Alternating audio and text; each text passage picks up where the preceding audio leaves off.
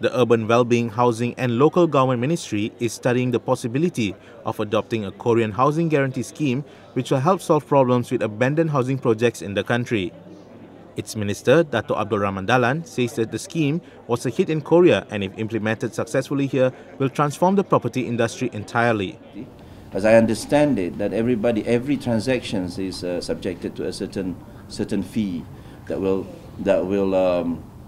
contributing into the pool of money to be considered as an insurance guarantee scheme. Even if you buy a house, you have to pay a certain portion of that price of the transaction that goes into the pool.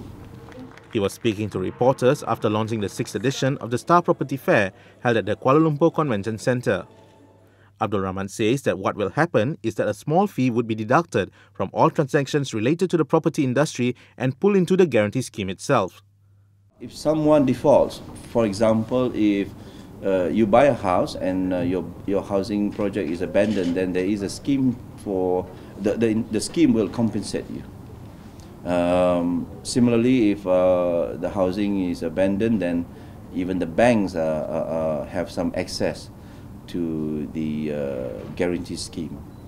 But it only even if you're a renter, for example, you're renting and you can't pay your rent, say 3-4 months, and then the system will kick in to help you to pay your rental. So it gives a breathing space for everybody, but of course everybody must chip in.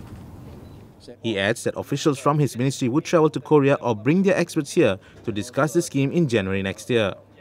When asked on how large a portion would be channeled to the scheme, Abdul Rahman says that details had not been looked into as yet, but assured that it would be a minimal fee. He adds that the guarantee scheme would be a more viable option as compared to the build then sell idea, which may result in a general increase in the price of properties.